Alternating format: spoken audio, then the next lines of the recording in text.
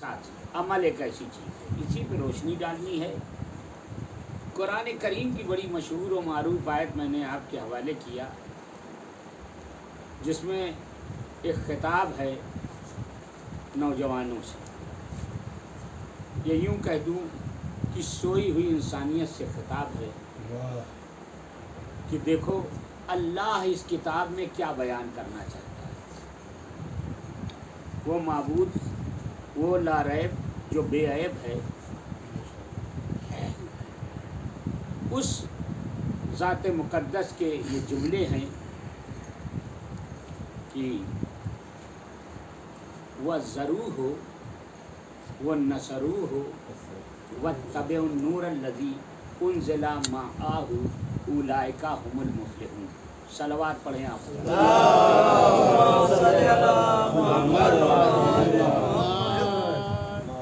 کن لوگوں سے خطاب ہے؟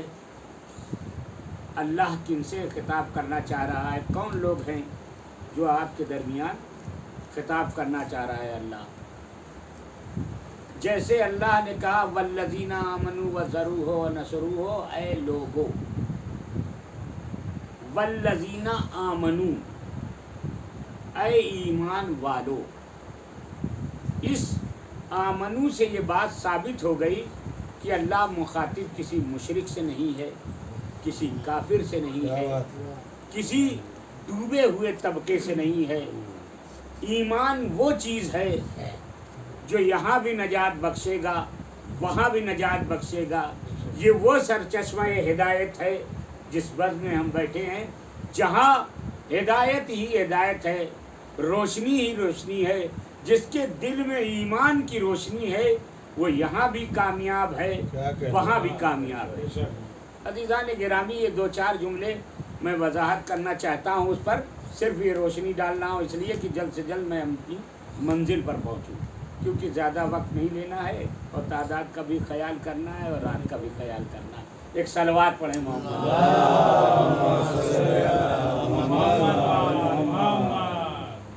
تو ایمان ہے، والذین آمنوا، اے ایمان والو۔ میں ابھی وارث ایمان پر روشنی نہیں ڈالنا چاہتا، ابھی آپ نے فرمایا تھا وارث ایمان، مرکز ایمان، معدن ایمان۔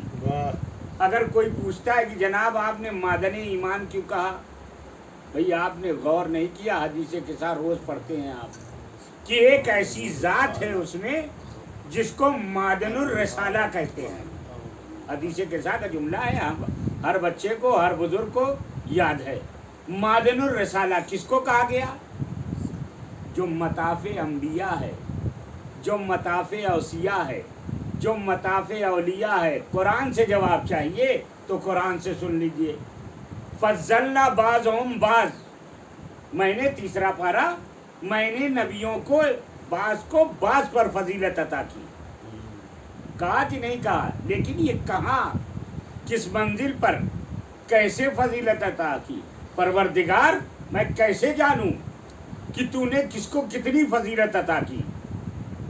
تو عزیزان گرامی کیا کہا؟ وہ ذات کون ہے؟ معدن الرسالہ۔ کون ہے؟ جس کا تعارف پیغمبر نے کہا وہم فاطمہ ابوہا و بالہا و بنوہا۔ پہچانو فاطمہ کون ہے؟ اللہ کہہ رہا فاطمہ معدن الرسالہ ہے، جہاں سے رسالتیں بن بن کے نکلتی ہیں۔ غور نہیں کیا عزیزان گرامی جملے پر؟ جہاں سے رسالتیں پروان چڑھتی ہیں، یا میں جملے کو سمیٹ کر کہہ دوں جو مرکز رسالت ہے وہ فاطمہ ہے۔ اسی لیے صاحب القطرہ ایک کتاب میں لکھتے ہیں، جو ان کی کتاب ہے صاحب القطرہ کی، ان کی کتاب کا نام القطرہ ہے، وہ لکھتے ہیں کہ سنیے، آیت اللہ مامکانی نے بھی لکھا ہے، آیت اللہ مجلسی نے بھی لکھا ہے۔ کیا لکھا؟ کہ پہچانو فاطمہ کون ہے، معدن الرسالہ کون ہے۔ اپنے موضوع پر میں آ رہا ہوں، بس 2-4 منٹ اور۔ معدن الرسالہ کون ہے؟ کہا کسی نبی میں اتنی فضیلت نہیں تھی، جس نبی کو جس درجے کی فاطمہ کی معرفت تھی، عزیزان گرامی سنیے گا، جس درجے کی فاطمہ کو معرفت تھی، اللہ نے اسی درجے کا اس کو نبی بنا دیا۔ ایک صلوات پڑھیں.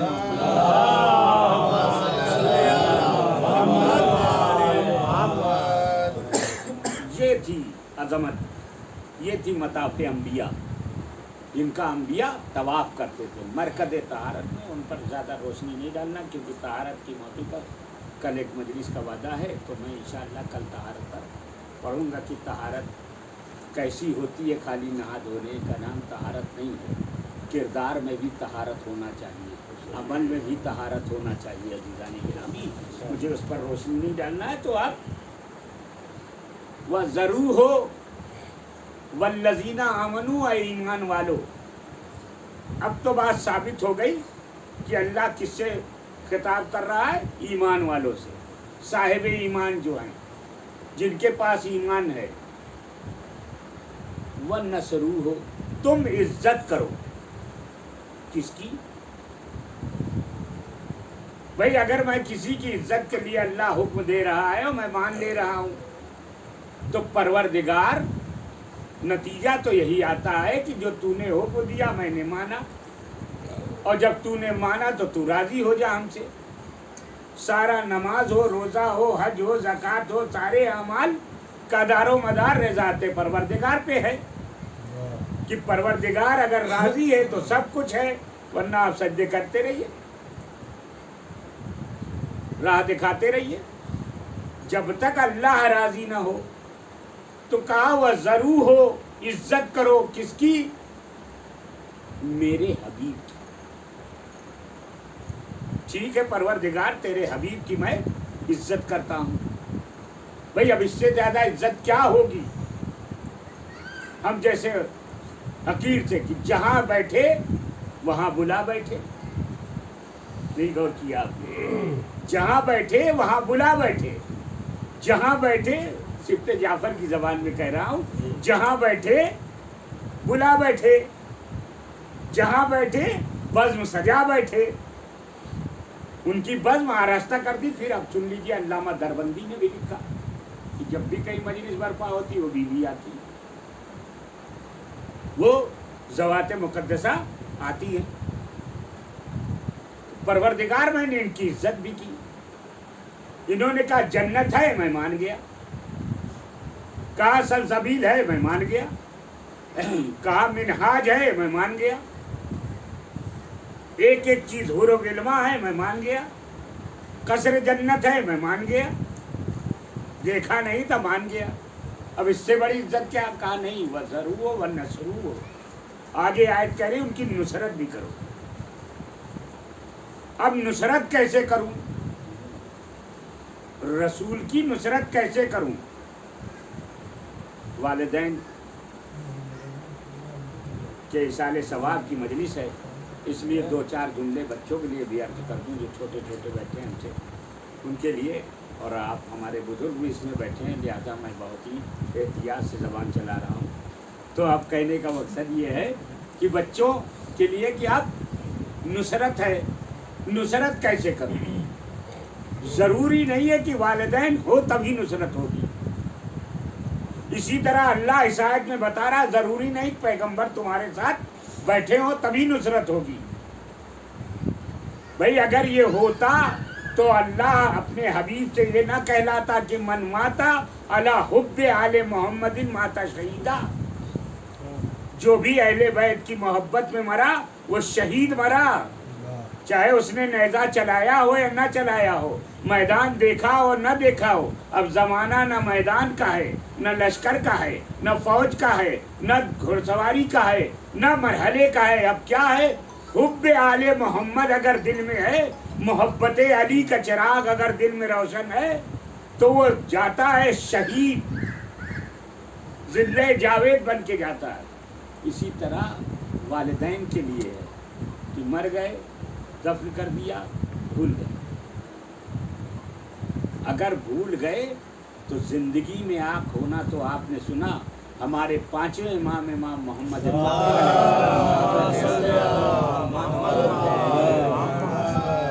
فرماتے ہیں کہ مرنے کے بعد بھی بچہ آنکھ ہو جاتا ہے.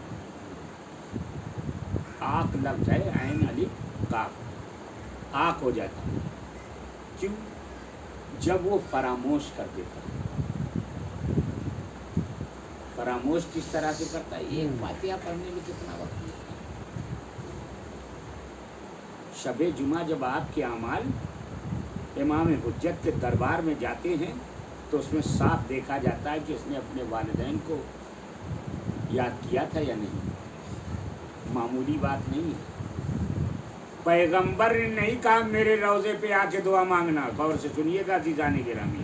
پیغمبر نے نہیں کہا میرے وسیع کے روضے پہ جا کے دعا مانگنا اگر تمہاری دعا پوری نہ ہو. کیا کہا؟ کہا دیکھو جب دنیا میں کہیں تمہاری دعا پوری نہ ہو تو والدین کی قبر پر پائتی کھڑے ہو کر دعا مانگنا. والدین کے وسیلے سے ان کے کردار کو مت یاد کرنا. اسی لیے شریعت نے کہا ہے کہ جب کوئی مردہ دنیا سے جائے تو یہ نہ گنا رہے بڑے میاں تو ایسے تھے ویسے تھے. نہیں، جہاں وہ دنیا سے گئے ان کی فائل بند، اب دوسری فائل شروع ہو گئی. وہ جو بھی انجام دیا تھا میں اس پر ابھی آ رہا ہوں. تو وہاں پر اسی لیے کہا جاتا ہے کہ مردوں کو برے کاموں سے مت یاد کرو. کہ فلاں صاحب کی عادت تھی کہ چلتے ہوئے آدمی کو ٹھوکر لگا دیتے تھے، اس کو آپ مت دہرائیں. مومن کی علامت ہے کہ وہ عیب کو پوشیدہ رکھے، کیونکہ ستار العیوب کا ماننے والا جس نے ہمارے اور آپ کے عیبوں کو چھپا رکھا ہے، اگر ایک دن کا عیب خالی ظاہر کر دے تو ہم اس زمانے میں منہ نہیں دکھا سکتے. ستار العیوب ہے وہ. تو اسی لیے کہا گیا کہ جا کے اپنے والدین کی قبر پر جاؤ اور جانے کے بعد ان کے وسیلے سے دعا مانگو. اب اس میں بہت سی روایتیں ہیں کہ کسی نے کہا مولا یا رسول اللہ میرے والدین دنیا سے چلے گئے لیکن قبرستان کا پتہ ہی نہیں، نہ قبر کا پتہ ہے. تو انہوں نے کہا اپنے گھر میں نشان لگا. ایک جملہ میں کہہ دوں، بڑے نازک سا جملہ، اگر آپ کے اذان عالیہ وہاں تک. پیغمبر کے دہنے اقدس پہ ایک قبضہ ہے، ایک پہرا ہے جس کو آج کے زمانے میں کہہ دیا جائے بینڈ ہے کہ اے میرے حبیب بغیر میری مرضی کے ما ضل صاحبکم والنجم اذا ہوا، 27واں پارہ قرآن کا، والنجم اذا ہوا ما ضل صاحبکم وما غوا لا ينطق عن الهوى ان هو الا وحی یوحی. نہ میرا حبیب کبھی بھٹکا نہ بہکا، لیکن جو کچھ بھی یہ کہتا ہے میری مرضی سے کہتا ہے، میری وحی کے تحت. اگر یہ لب کشائی بھی کرتا ہے تو اب اگر یہاں پیغمبر بتا رہے ہیں کہ والدین کی قبر کا نشان بناؤ اور نشان بنانے کے بعد 35 حصے پہ کھڑے ہو جاؤ اور کھڑے ہونے کے بعد دعا کرو. دعا کرو. کیوں پائتی کہا؟ کبھی آپ نے غور کیا؟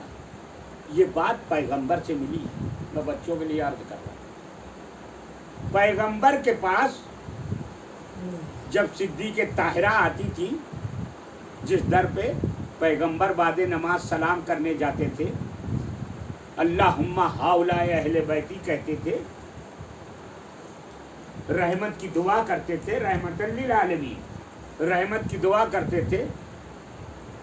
جس در پر، اس در پہ جب وہ بیوی آتی تھی پیغمبر کے سامنے تو پیغمبر مسند چھوڑ دیتے.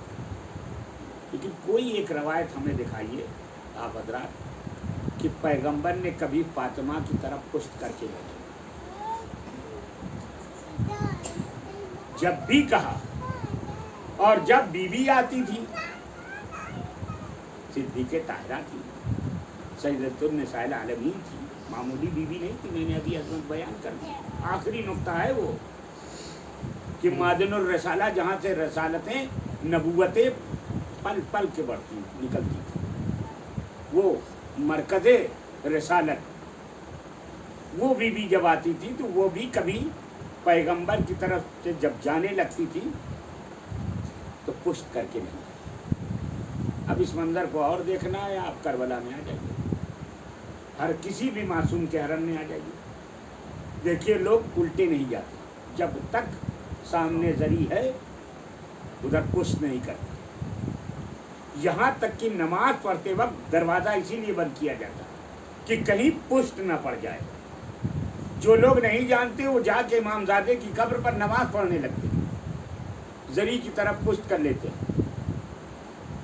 اسی لیے ادب کہاں سے سکھایا؟ فاطمہ نے بتایا دیکھو کیسے جاؤ, کیسے آؤ, کس طرح سے آؤ. تو اتنا احترام تھا. وہ احترام والی بیوی کا احترام کون کر رہا تھا؟ رحمت للعالمین. ایک عالم کی بات نہیں, عالمین کی بات کہی ہے, جمع کرے گا. تو کہا عالمین, جو پورے عالم کے لیے رحمت بنا کر. میں بہت جلدی سمیٹنے والا ہوں, زیادہ نہیں پھیلاؤں گا. تو آپ عالمین کے لیے رحمت بنا کر, وہ پیغمبر بغیر وحی کے کلام نہیں کرتا. وہ کہہ رہا والدین کا احترام کرتا. پانچویں امام فرماتے ہیں کہ اگر تم کو اپنے کو آنکھ ہونے سے بچانا ہے اور اپنے اعمال کو زندہ بنانا ہے, بس میں آ رہا ہوں اپنے موضوع پر. اعمال کو اگر زندہ بنانا ہے تو سمجھو کس کی اطاعت کرو؟ والدین کی اطاعت. یعنی مرنے کے بعد ان کو فراموش نہ کرو. ایک فاتحہ پڑھو, قبر کی طرف دیکھو, سلام کرو. یہ تمہارے ماں باپ ہیں, جب تم ان کی قبر پر دیکھو سلام کرو. کبھی اونچی نگاہوں سے نہ دیکھو. اتنا احترام بتایا گیا والدین کا. اپنے اعمال کو اگر حبت ہونے سے, یہ جملہ موجود ہے حبت اس کو کہتے ہیں کہ دانہ بالکل کھا جانا, زمین میں جو ڈالا اور زمین نے چھپا لیا, اس کو حبت کہتے ہیں. تو اسی طرح اگر اپنے اعمال کو ختم ہونے سے بچانا ہے تو احترام والدین کے ساتھ ساتھ ان کے مرنے کے بعد ان کو فراموش کریں.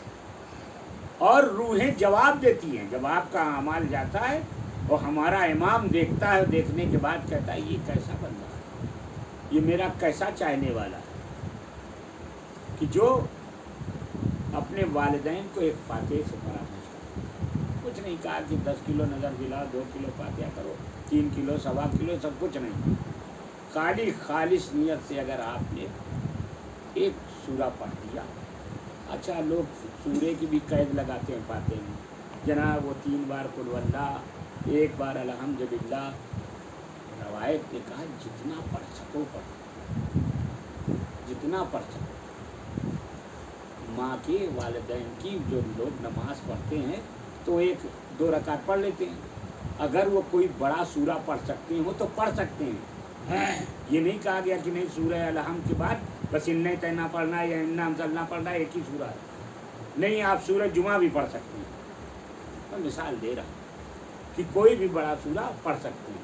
اور جب تک وہ آواز جاری رہے گی, غور سے سنیے گا عزیزان گرامی, یعنی تسلسل رہے گا اور وہ قرات ہوتی رہے گی, وہ پڑھتا رہے گا اپنی زبان میں, تب تک اللہ جو ہے دونوں کو ثواب عطا کرے گا, دونوں پہ رحمت کرے گا. یہ والدین کا احترام ہے. اب وہ ضرور ہو نصرو ہو, نصرت کرو. کس کی؟ ہمارے حبیب کی. کون؟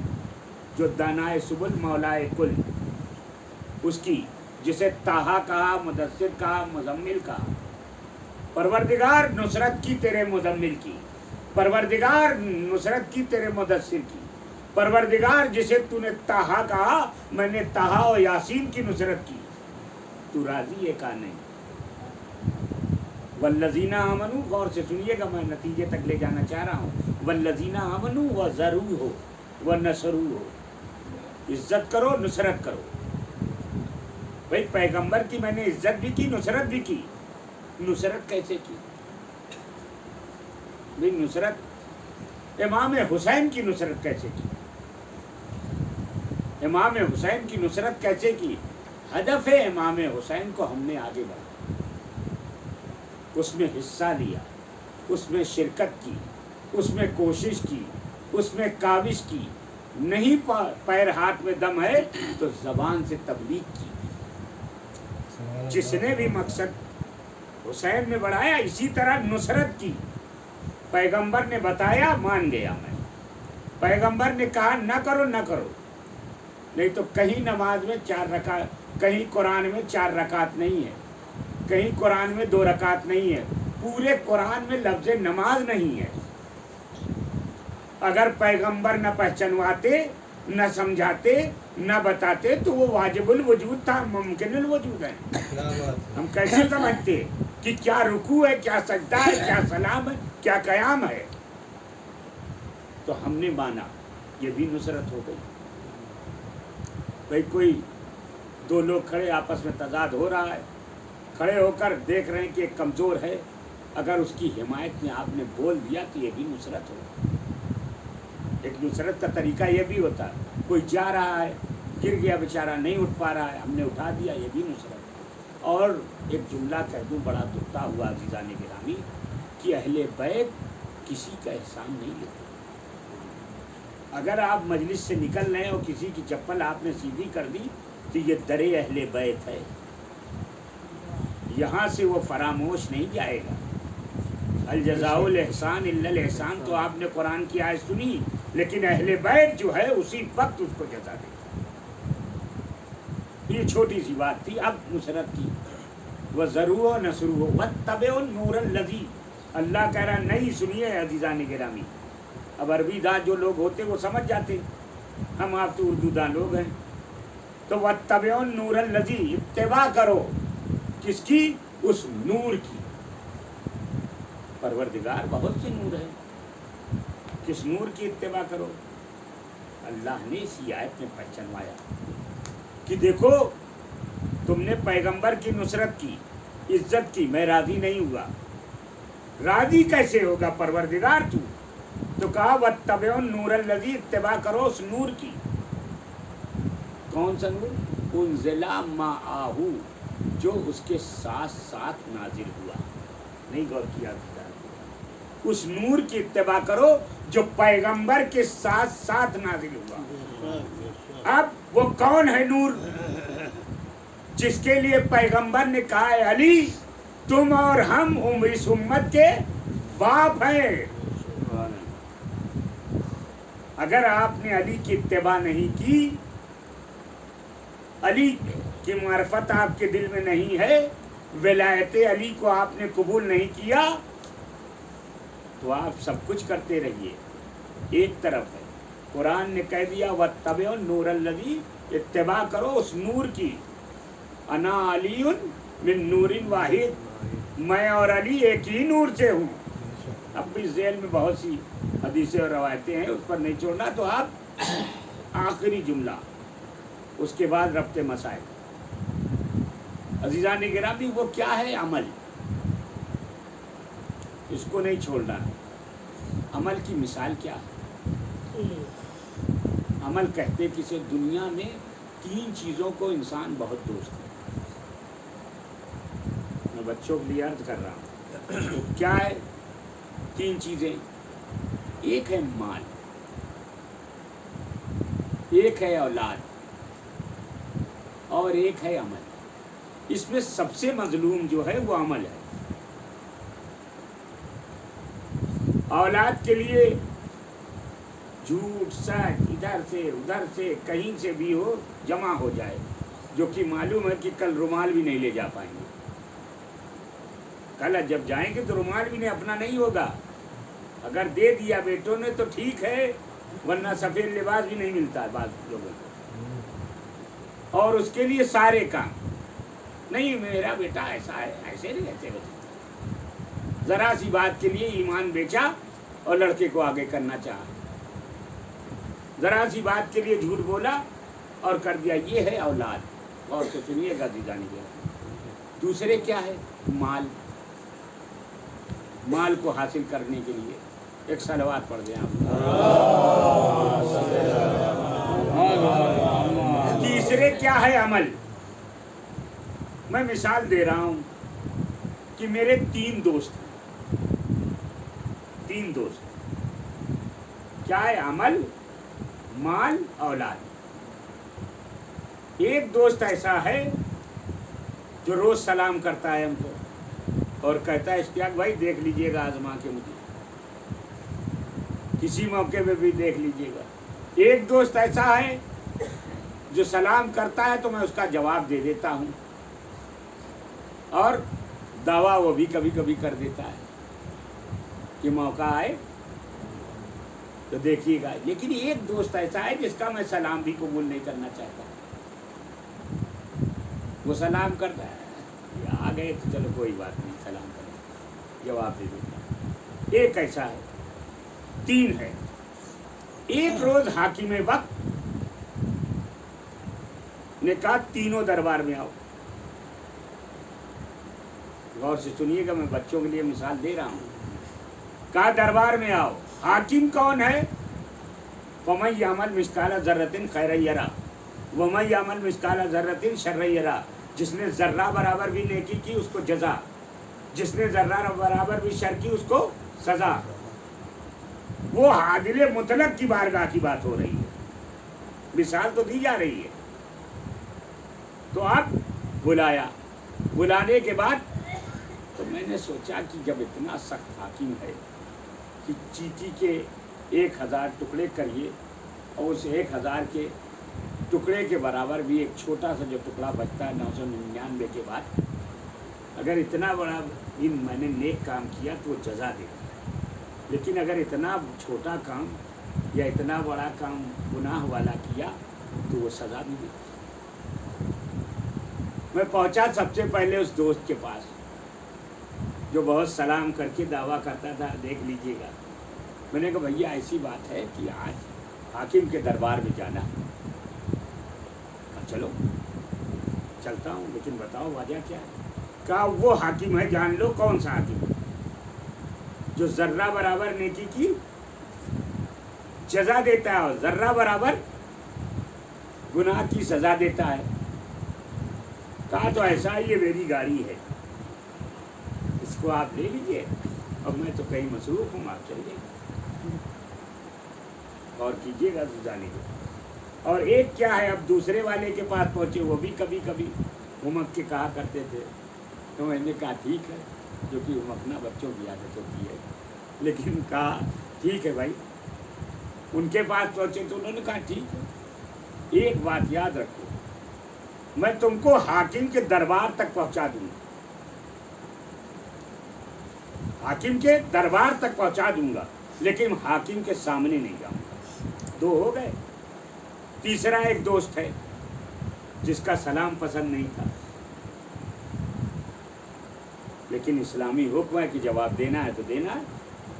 تیسرے سے کہا بھائی تم، کہا کیا بات ہے؟ ہم نے کہا ایسے ایسے حاکم کے سامنے چلنا ہے. کہا چلو. جس کو ہم سب سے کمزور سمجھتے تھے، لاغر سمجھتے تھے، لاچار سمجھتے تھے زمانے کے اعتبار سے، تو میں نے کہا تمہیں معلوم ہے حاکم کیسا ہے؟ ذرہ برابر بھی اگر نیکی کی تو جزا دے گا، اگر ذرہ برابر بھی شر کیا تو سزا دے گا. کہا چلو جو تمہیں ہوگا وہ ہمیں ہوگا. چلو چل دیا. 3 چیزیں ہیں زندگی میں، اولاد اور مال. مال نے آپ کو کفن تو دے دیا، مال نے کفن تو دے دیا، اولاد نے قبر تک تو پہنچا دیا.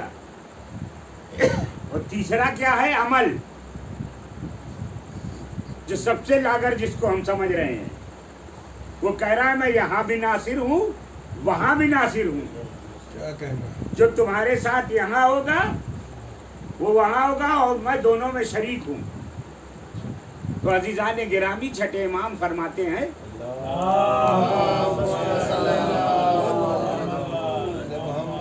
کہ عمل صالح وہ چراغ ہے جو تمہاری قبر میں یہاں بھی روشنی کرے گا اور وہاں بھی روشنی کرے گا. یہ تھی عزیزان گرامی اہل بیت کی فضیلت. بس میں نے آپ کی زحمت کو تمام کیا. ابھی